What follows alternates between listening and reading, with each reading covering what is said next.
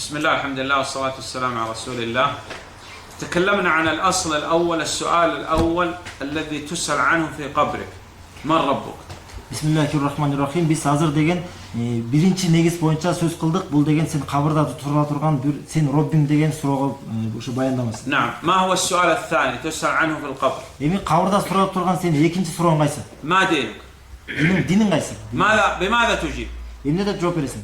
قلنا لابد تتعلم الآن هنا الإجابة وتعمل بها وتدعو إليها حتى تجيب بإذن الله في القبر. Emin buga çeyin aytkandayla bul soruğa cevapты деген biz sani birinciden öğreniş gerek. Ana aga жараша amal kılışız gerek. Jana aga başka bir yerde oşoğa davat kılışız gerek. Jana sabır kılışız gerek. Oşol soruğa cevap veriş üçün. تقول الإسلام ديني.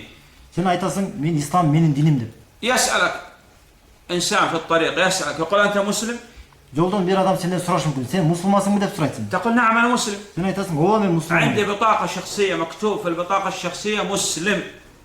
Mende misalı bir uşunday bir dokument var. Oşonda degen Muslim dep yazıp turat deyip. ما هو الإسلام؟ Emi İslam degen emne? يقول لا أدري. Men bilbeyim dep çok. ما الفرق بينك وبين الكافر إذا كنت لا تدري ما هو الإسلام؟ Emi sen menen kapırın ayırması emne? Eğer de sen İslam eken bilbesin. الإسلام هو الاستسلام لله بالتوحيد، أن تسلم لله وتفرد الله بأنواع التوحيد الثلاثة ولا تجعل شريكا مع الله في الربوبية ولا في الألوهية ولا في الأسماء والصفات. Emi İslam degen emne degen? İslam degen bu tavhidin 3 türünde Allah Taala'nın rububiyatında, uluhiyatında, isim sıfatlarında Allah Taala'na жалгыз dep oşoğa moyun sunu jana Allah Taala'ga hiçbir nesesinde rububiyatında da, uluhiyatında, isim sıfatında da hiçbir şerik kılbo. نعم. لا يمكن لأحد أن يكون شريكا مع الله سبحانه وتعالى. نعم. Hiç kim Allah Taala'nın şeriki bol olmaydı.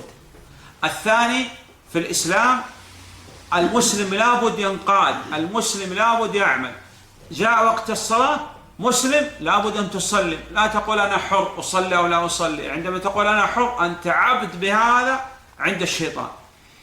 Ар бир мусулман деген жүрү кандай болуш керек жашоосу. Мисалы намаз убактысы келгенде ал билет, мына моюнсунат ага, мына мен азыр намаз окуйм деп моюнсунуш керек. Ал ойлонбош керек, мен азыр намаз окуймбу, окубаймбы деп. Демек бул деген андай ойлонсо бул шайтанга ибарат кылат.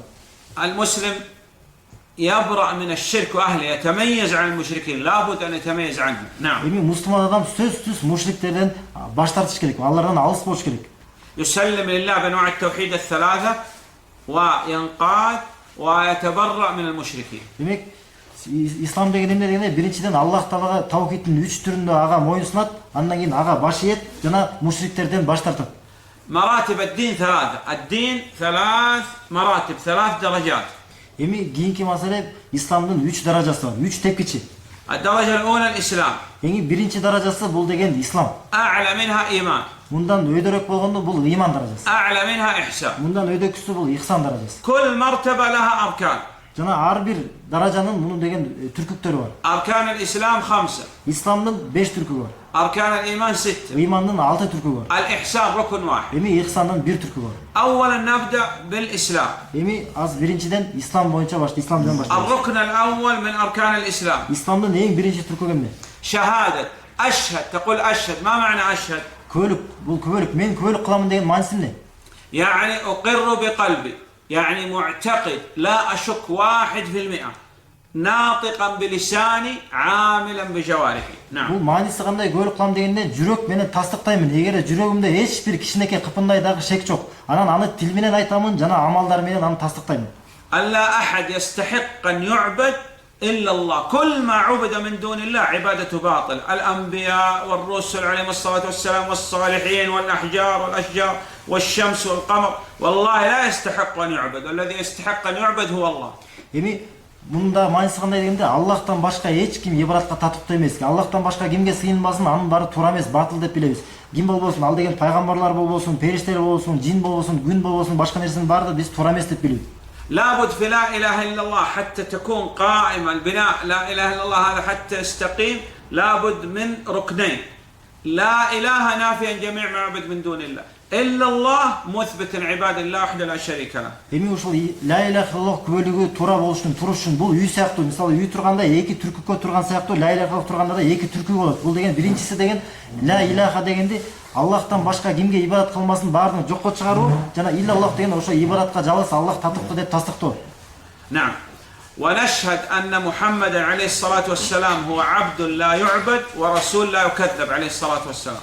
жана бөлүп кылгандагы бул Мухаммад деген саллаллаху алейхи вассалам Аллах тааланын элчиси деп тасдыктайбыз, жана Аллах тааланын бул пендеси деп билебиз, кулу деп билебиз. نعم. الركن الثاني من أركان الإسلام ما هو؟ Эми исламдын экинчи түркүгү эмне? الصلاة خطأ. Намаз туура эмес. إيمان لا، المرتبة الثانية. الركن الثاني من أركان الإسلام. исламдын экинчи түркүгү, исламдын түркүктөрүнүн экинчиси эмне? لا، قلنا الأول شهادة أن لا إله إلا الله وأن محمدا عبده ورسوله، هذا الركن الأول. الركن الثاني يقول الصلاة خطأ، نماز خطأ. نعم. ما هو الركن الثاني؟ Экинчи түркүк эмне? إقام الصلاة. Намазды тургузуу. لماذا قال ما الفرق بين الصلاة وإقام الصلاة؟ قلنا الصلاة خطأ وقال إقام الصلاة، ما الفرق؟ Эмнеге айттык? Намаз деп айтса биз туура эмес дедик, жана намазды тургузуу деп. Эмне айырмасы эмне? لأن هذا قد يصلي بغير وضوء، يقول أنا صليت، يعتقد أنه صلي لكن ما أقام الصلاة، يعني لم يأتي بالصلاة قائمة على الوجه الذي أمر الله سبحانه وتعالى بشروطها وأركانها وواجباتها ومكملاتها وتنتفي عنه الموانع المبطلات. Негер намаз окуу болбойт деп мындай намаз эле деп неге айткан жоксуң? Анткени бир адам намаз окушу мүмкүн, дараты жок эле. Ана бирок өзүнүн жүрөгүндө ишеним болуш, мына мен намаз окудум деп айтышы мүмкүн. Бирок намазды тургузуу дегенде сөзсүз мунун важибаттары болуш керек, мунун түркүктөрү болуш керек. Мунун баардык нерсесин жана буза турган нерселерден алыс болуп, анан намазды ошентип тургузуш керек. نعم. الثالث ما هو الركن الثالث من أركان الإسلام؟ Эми исламдын түркүктөрүнүн үчүнчү түркүгү эмне? الركن الثالث الزكاة خطأ. Закат туура эмес. إيتاء الزكاة، لماذا قال إيتاء الزكاة ولم يقل الزكاة؟ لأن لابد أن الزكاة تؤخذ من مال معين في وقت معين لطائفة معينة، أصناف 8 بمقدار معين. نعم. Эмнеге биз зекеттер айткан жокпуз? Эмнеге сөзсүз зекет берүү деп айттык? Анткени зекет бир кайсы бир убакытта берилет, кайсы бир кандай чектелген бир малдан берилет, жана бир кайсы бир чектелген бир адамдарга 8 түргө берилет. 8 түр адамдарга татыктуу. نعم. وصوم رمضان Жана الركن الرابع. жана 4-үнчү түркүгү бул Рамазан айында орозо кармоо. وحج بيت الله الحرام لمن استطاع إليه سبيل. Жана Аллах тааланын үйүнө деген кимдин мүмкүнчүлүгү жеткен болсо ажылык кылуу. والله أعلم. Аллах таала жакшы билүүчү.